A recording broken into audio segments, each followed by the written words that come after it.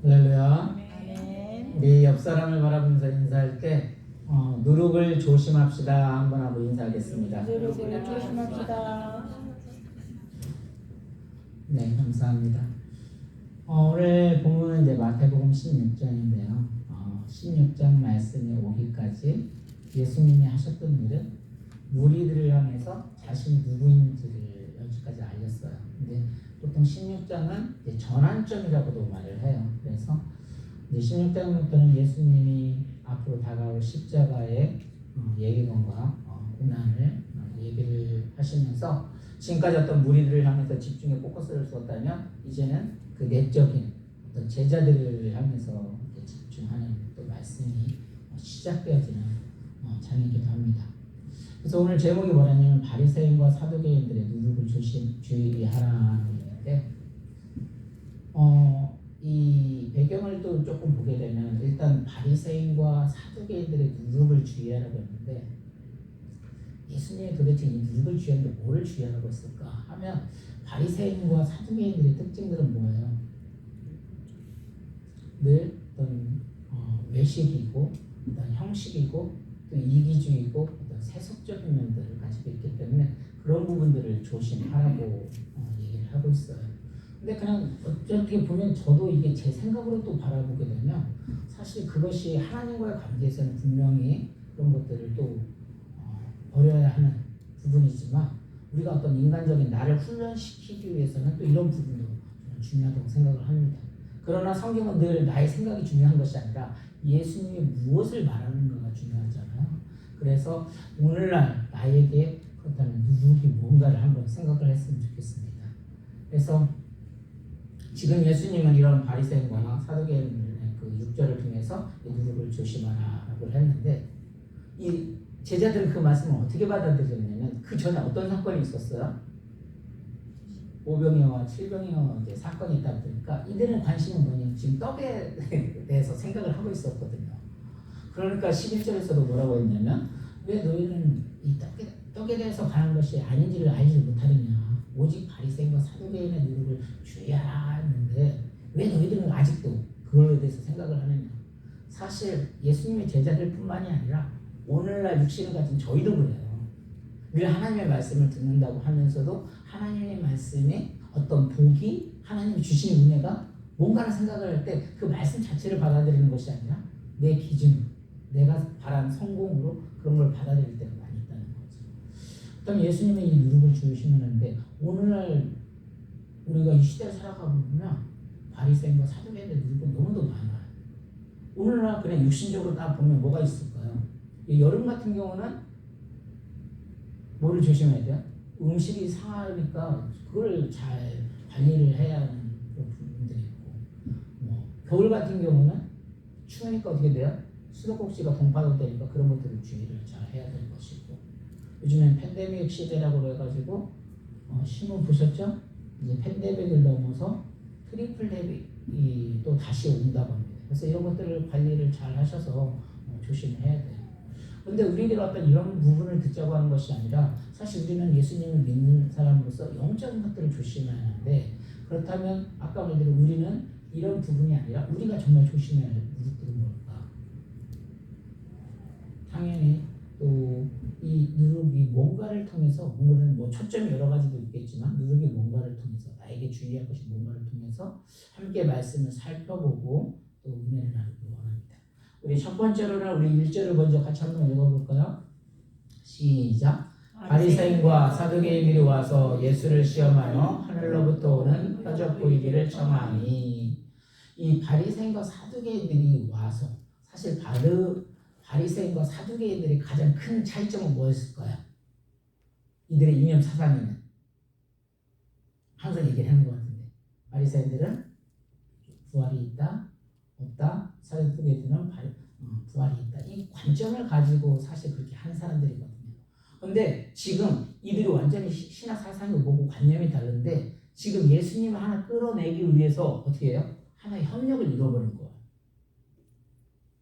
그러니까 이들이 어떤 사상이 맞지는 않지만 예수님을 시험하여, 그러니까 예수님을 끌어내려고자, 예수님을 시험고자 하는 애는 하나가 되어졌다는 거죠. 이것을 오늘날로 적용을 하게 되면 뭐가 있을까요? 그냥 포스트 모더니즘 시대라고 해가지고 원래 우리는 진리는 예수님 외에는 없다라고 말하는데 종교들이 요즘에 뭐예요? 하나의 화합을 위해서 종교들이 너무 교회를 불편을 많이 성도들께 불편을 드렸으니까 어떤 하나를 화합하자고 해서 포스트 모더니즘이 종교를 하나를 뭐예요?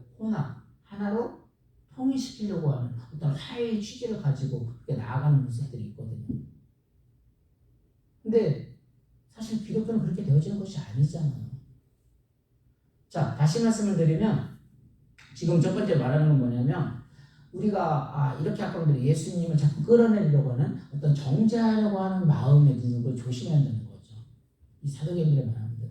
제가 왜 이렇게 답변을 먼저 드리냐면 제가 말을 하다 보니까 논리를 먼저 설명을 하고 답을 드리니까 이해를 못 하신다는 얘기를 들었어요. 그래서 핵심은 그거예요. 지금 뭐냐면 핵심은 어떤 정죄하는 마음을 누룩을 첫 번째로 조심해야 한다. 그래서 어떤 누룩이냐? 우리가 아까 말한 포스트 모더니즘 시대라고 하면 여러 가지 종교들이 합쳐가지고 되어진다고 했지만 이게 크게 적용했을 때는 그렇지만 또 작게 적용을 해보면 우리들이 삶 속에서도 그런 예들이 너무도 많이 있다는 거죠. 뭔가를 하나를 판단하기 위해서 우리 인간의 내 자신을 먼저 돌아봐야 하는데 그러지 않고 누구를 뭐 정죄할 때는 사람이 원래 그러거든요. 저 사람 뭐가 잘못됐다 뭐했다 할 때는 사람들이 우쌰우쌰 가지고 그거 하나를 이렇게 해서 교회 분란을 일으키고 할 때는 옳고 그름을 떠나서 그냥 좋은 사람들끼리 하나가 뭉쳐져서 그걸 끌어내리려고 하는 그런 일들이 너무 비일비재하다는 거예요. 사실 예수님은 시험의 대상이 아니에요. 예수님은 이미 하나님이시고 우리가 인간이 어떻게 하나님을 시험을 합니까? 예수님은 어떤 존재예요? 예수님은 우리가 시험의 대상이 아니라 뭐예요? 믿어야 할 대상이거든요. 그래서 요한복음 1장 12절에 뭐랬어요? 예수를 영접하는 자, 그것을 믿는 자는 구원을 다 받는다. 하나님의 자녀가 된 권세를 주셨으니. 그러니까 예수님은 시험의 대상이 아니라 믿음의 대상이고 구원의 대상이고 또 우리가 어떻게 전적으로 신뢰하는 대상입니다.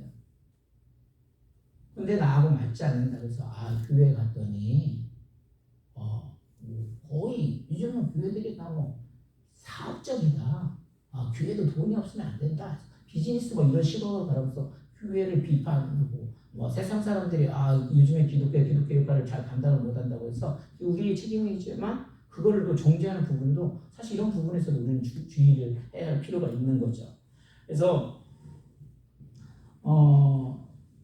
여러분 잘 아시는 대로 요한복음의 8장에 보면 어떤 사건이 나와요? 가늠한 여인이 한 명 나오잖아요. 근데 그때도 이 바리새인과 사두개인들이 그 자리에 있었거든요. 근데 그들이 말하기를 뭐라고 해요? 율법의 척에 보면 뭐라고 나왔어요?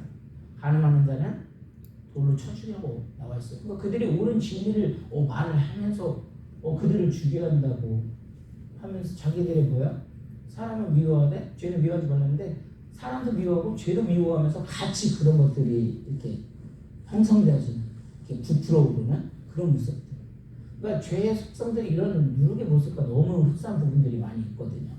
그래서 죄를 지은 사람은 당연히 정죄를 해야지만 그렇다 해서 사람까지 우리가 정죄할 그런 것은 될 수가 없거든요. 예수님은 사실 그 여인이 왔을 때 뭐라는 죄 없는 사람이 그럼 돌로 치라 라고 했을 때 또 많은 사건들을 기적을 보여줄 때 그 표적을 보여준 이유가 뭐예요?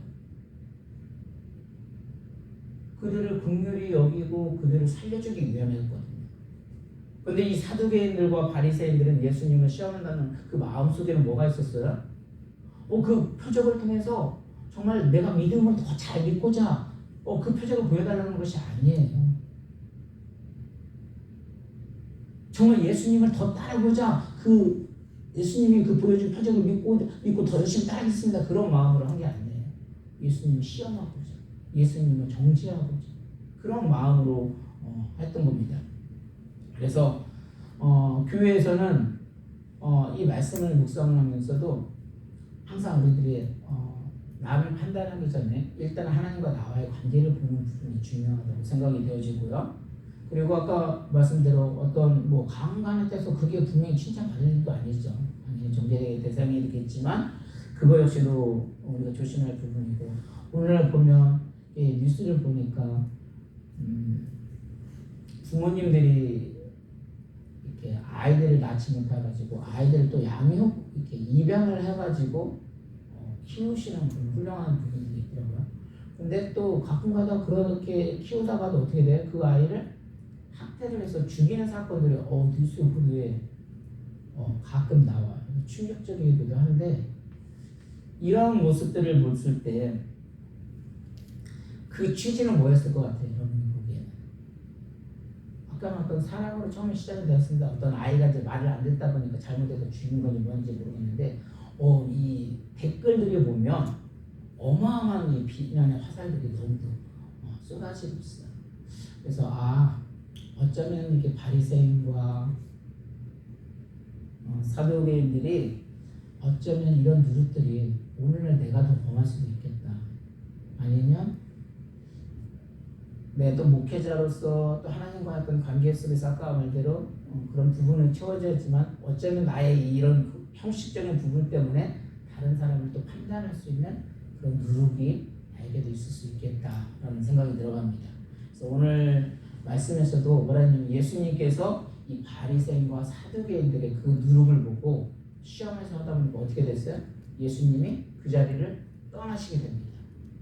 그래서 내가 신앙생활에 있어서 이런 남을 판단하고 아니면 누룩을 갖게 되면 내 안에 예수님이 거하실 때 힘들겠다라는 생각이 들어가요.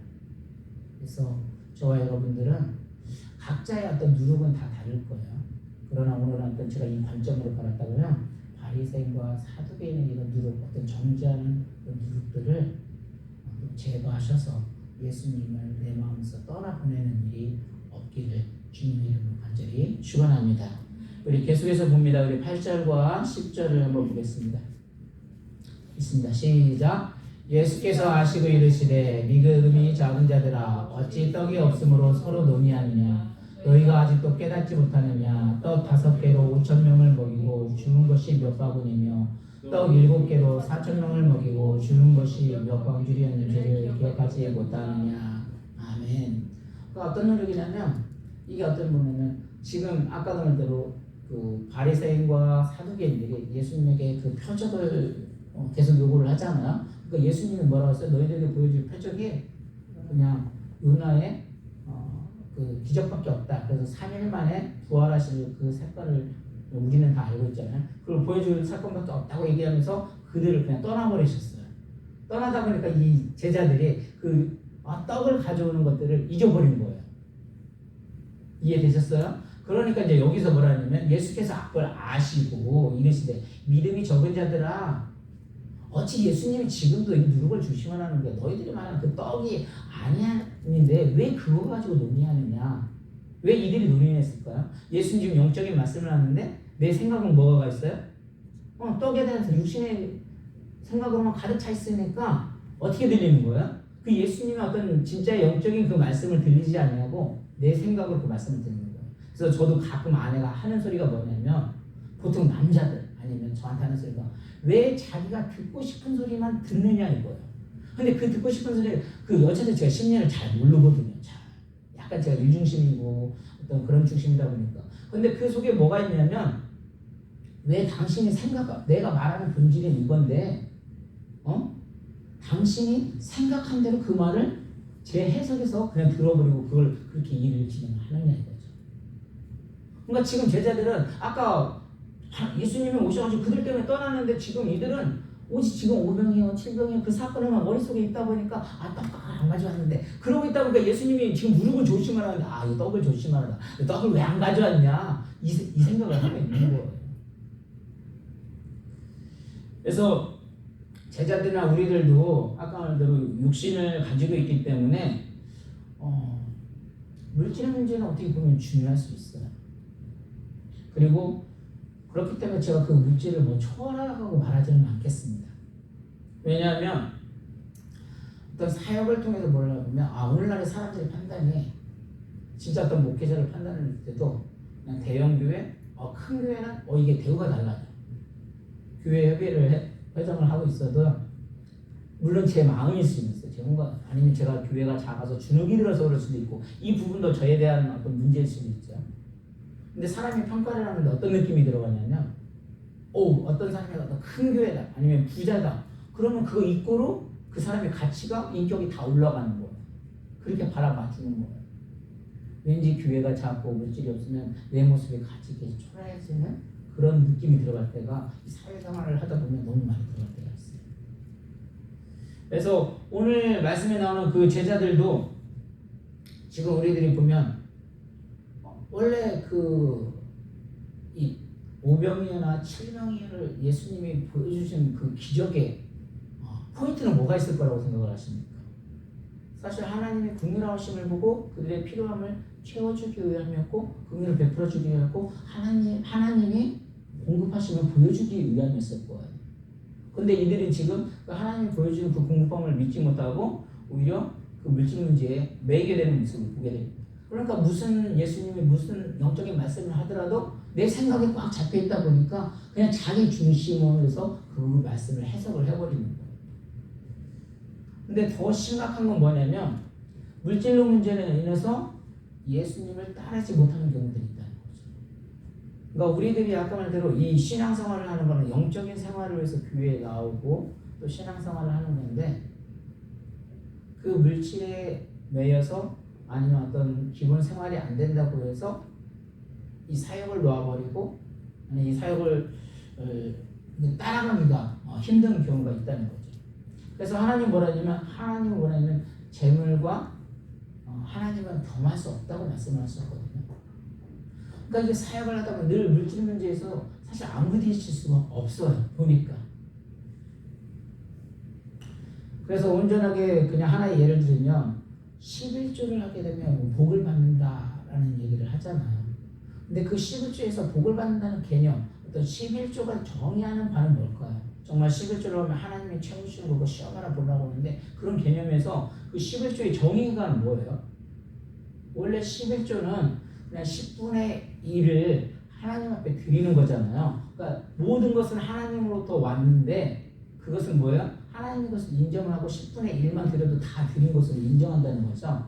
그게 원래 11조의 정신이고 11조의 개념이잖아요. 그런데 만약에 내가 하나님을 믿는다고 하면서 11조를 못 드린다면 내가 말로는 하나님을 믿는다고 해요. 그러면 돈을 많이 드는 게 아니라 내가 버는 소득의 11조를 드리는 것은 뭐냐면 내가 하나님에 대한 신앙 고백의 행위입니다. 그러니까 그거를 온전히 또 드리지 못한다고 하면서 하나님을 믿는다. 그러면은 그 11조를 왜 하나님을 드리지 못한다면 내가 그러면 하나님에 대한 신앙 고백의 행위를 뭘로 표현할 수 있을까요?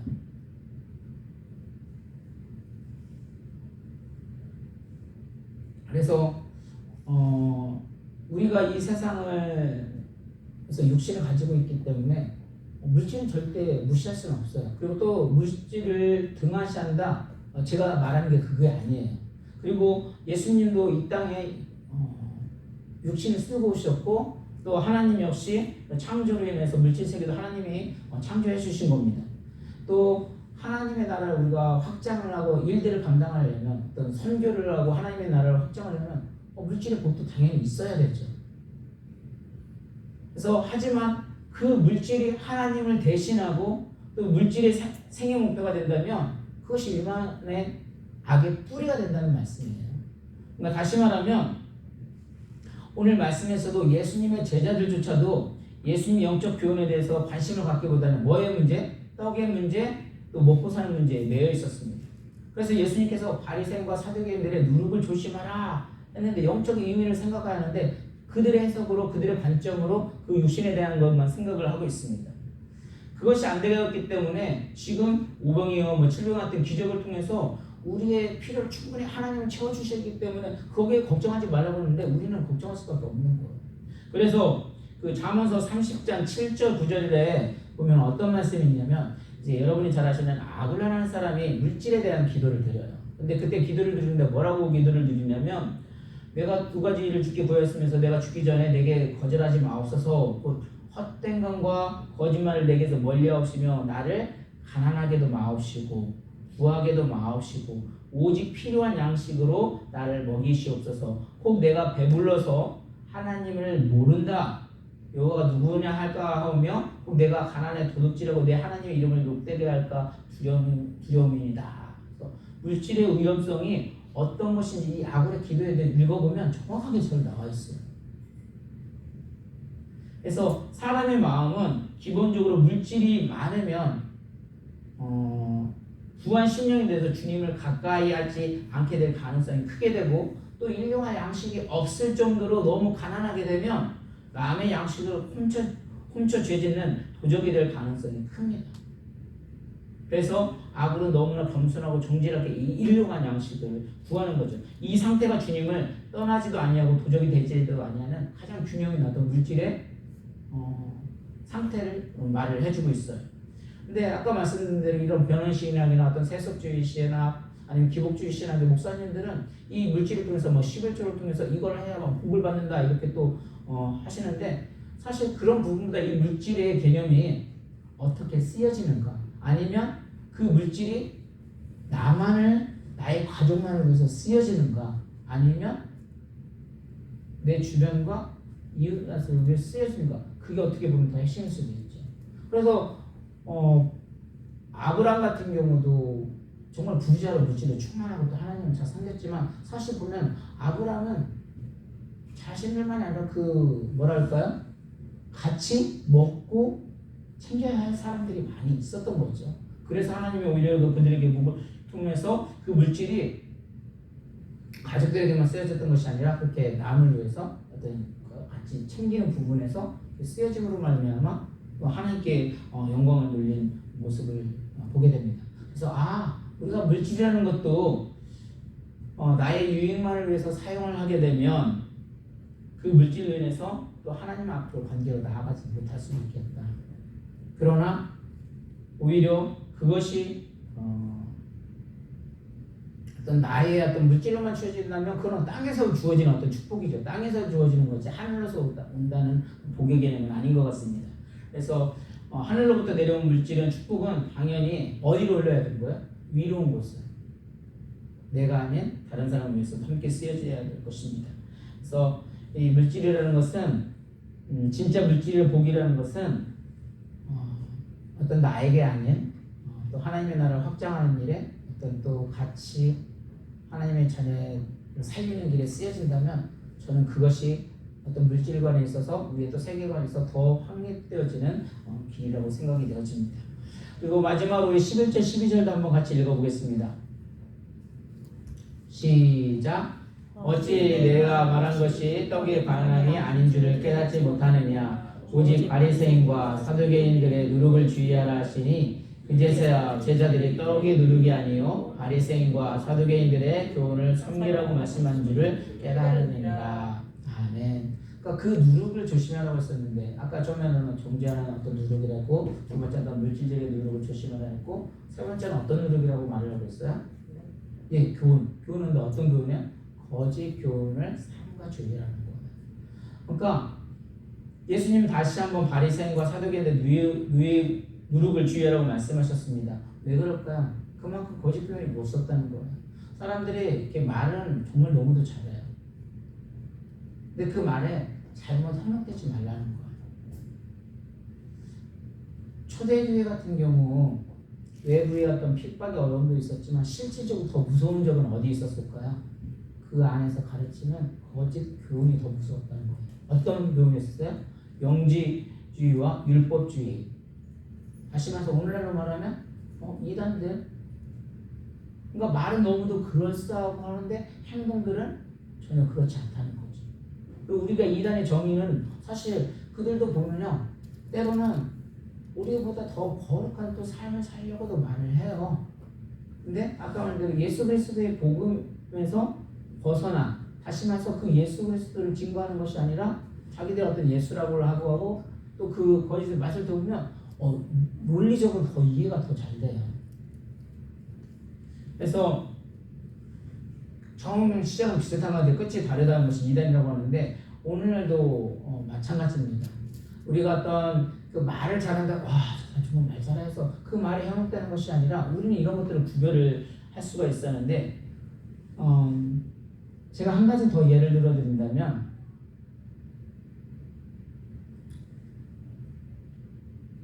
정통적인 그런 말씀을 딱 보다 보면 정통적인 것들은 정통적인 말씀들을 딱 이렇게 읽다 보면 그 말씀이 이해되어져서 나에게 어떤 믿음이 생기기보다는요 그냥 하나님의 어떤 뭐예요 말씀이니까 우리는 그걸 받아들이는 거거든요. 근데 이단들은 그런 말씀들을 하나하나 그냥 다 해석을 해버립니다. 어떻게 해석을 해요? 자기주의로. 그래서 이해가 너무 잘 돼요. 예를 들어 아까 오병이어 뭐 떡 같은 경우도 7병이어 떡이 있잖아요. 그럼 그들도 똑같이 하나님의 말씀을 통해서 하는데 우리는 그냥 오병이어 물고기 2마리와 떡을 5개를 가지고 그 사건을 그대로 믿잖아요. 그런데 이단들은 어떻게 설명을 합니까? 야, 이 떡이 그냥 떡이 아니야. 생명의 떡이잖아. 원래 생명의 떡이 뭐야? 말씀이잖아. 그래서 말씀으로 이렇게 많은 우리에 모였던 사람들에게 그 말씀을 먹여줘서 그 사람들의 성령 충만해서 먹고 남은 거야 라고 설명을 하니까 모든 게 다 이해가 되어지는 거야. 쏙쏙 5병이요 7병이요 다 넘은 거 되어지는 거야. 아 이게 진리구나 라고 생각하기가 쉬워요. 근데 실질적으로 그렇게 해서 다 가다 보면 이들은 모든 것들이 다 풀려요. 그러다 보면 어떻게 되냐면 이제 부활까지도 우리 정통적인 교리에서는 뭐냐면 이 육신적인, 영적인, 육적인 부활을 다 같이 강조를 합니다. 그런데 그들은 뭐라고 말하냐면 영적인 강조만 해요. 영적인 부활을 말해요. 그러니까 목사님들까지도 거기에 또 넘어가기도 하고 이렇게 되면서 이게 문제가 심각해지는 경우들이 많이 있습니다. 이렇게 막 이것저것 분별하지 못하고 막 먹게 되면 자기 몸을 사랑하지 않고 내가 아픈 환자면 뭔가를 구별을 해서 먹어야 하잖아. 이것저것 다 먹는 거와 똑같아요. 그래서 제가 몸이 언제가 가장 안 좋았었냐면 여러분 아시는데 제가 이제 간이 좋지 못해서 때로는 혈압, 당뇨, 콜레스테롤까지 다 왔었는데 그때 가장 안 좋았다는데 지금 생각을 해보면 그냥 먹고 싶은 대로 그냥 먹고 싶은데 이것저것 다 먹었더니 몸에서 기능 역할을 잘 못하는 거죠. 그러니까 내가 영적으로 어떤 갈급하다고 해서 어떤 정통교회 어떤 그 목사님 어떤 말씀을 듣는 것이 아니라 이쪽에 가니까 뭐 신령한 말씀이 있는 것 같다. 거기 가서 그 말씀을 듣고 저 교회 갔더니 신의 은사가 있어. 그래서 신의 은사가 가지고 거기다 머리 내밀고 딱 하고 그랬더니 그렇게 되면 어떻게 되는 거예요?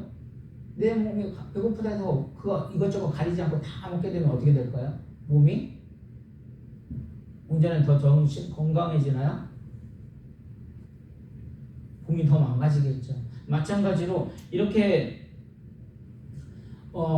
내가 몸을 가리지 않고 이렇게 다 잘 먹게 되면 그게 건강한 것 같지만 오히려 더 탈이 나기 쉽습니다. 그래서 예수님은 이런 말씀에 그런 것들을 거짓교를 지금 더 주의하라고 말을 하고 있어요. 그래서 오늘날도 말씀이 홍수 시대라고 말을 해요. 그러니까 이 말씀을 읽다가 저도 이 예수님의 말씀 가운데 묵상을 하고 하지만 이게 정말 중요한 게 뭐냐면 내 마음에 정말 말씀이 충만해서 어떤 그 말씀에 집중을 하게 되고 내가 성령 충만하면 성도님들의 그 충만함이 흘러넘치는 걸 느껴지는데 아까 말대로 물질 때문에 고민이 돼서 고민을 하고 이렇게 하게 되면 어떻게 돼요? 거기 내 마음에 그런 것 때문에 예수님이 떠나가 버리는 거예요. 그러니까 예수님이 떠나가니까 제 마음이 밋밋한 상태에서 말씀을 준비하게 되고 이렇게 되어지면 성도님들에게 똑같은 그런 영향력들이 가게 되거든요. 그래서 이게 사실은 내 자신이 먼저 말씀을 선포하기 전에 정말 하나님이 예수님이 내 안에 떠나지 않도록 내가 영적으로 더 관리를 해야 하는구나. 그리고 이런 말씀들을 정확하게 더 깊이 묵상하고 할 때 정말 그런 깊은 묵상을 통해서 성도님들의 감동을 줄 수 있는 말씀이 나오는구나. 그래서 오직 바라볼 것은 정말 그 요나의 표적처럼 예수님을 바라볼 때 이런 일들이 가능한데 우리 육신의 아까 말대로 육신을 안 바라본다고 하죠. 하나님이 주시는 걸 믿는다고 하면서도 이게 기본이 안 된다고 하면서 이쪽으로 신경을 쓰다 보니까 이런 일들이 발생할 수 있겠구나. 그러다 보면 아까 말대로 내가 사역자이면서도 하나님의 일을 한다고 하면서도 이것 때문에 사역을 아니면 예수님의 그 말씀을 온전히 순종하지 못하고 나도 떠날 수 있겠구나 라는 생각을 하게 됩니다. 그래서 우리가 말씀을 정리하면 주의해야 할 것은 함부로 정죄하는 무릎을 조심해야 할 겁니다. 그리고 두 번째, 우리도 역시 세상 사람으로서 떡이 필요합니다. 그러나 주의할 것은 이 세상을 지배하고 있는 물질을 만드는 주의. 그것이 꼭 필요하다면 자칫 떡만 구하며 살 수도 있겠다. 그래서 사람은 떡으로만 살 것이 아니라 하나님의 말씀으로 사는 것처럼 우리 믿는 사람들이 영적인 것을 추구하기 때문에 이 부분을 잘 조심해야겠다 하는 생각을 하게 됐고, 마지막으로는 거짓 교훈입니다. 인터넷 아니면 거짓 뉴스가 진짜 뉴스처럼 많이 퍼져 있어요. 그 앞에서 진리도 있습니다. 세상의 거짓된 가르침으로부터 우리 영혼과 가족 그리고 교회를 지켜야겠습니다. 그것을 지키기 위해서는 다름 아닌 기도와 말씀으로 깨어있을 때, 예수님을 오셨을 때, 영적으로 충만했을 때 이런 것들을 잘 구별하고 또 진리를 증거하며 또 믿음으로 승리하고 또 믿음의 진동을 이루게 될 줄로 믿습니다. 우리 이 시간 함께 기도하겠습니다. 기도할 때 하나님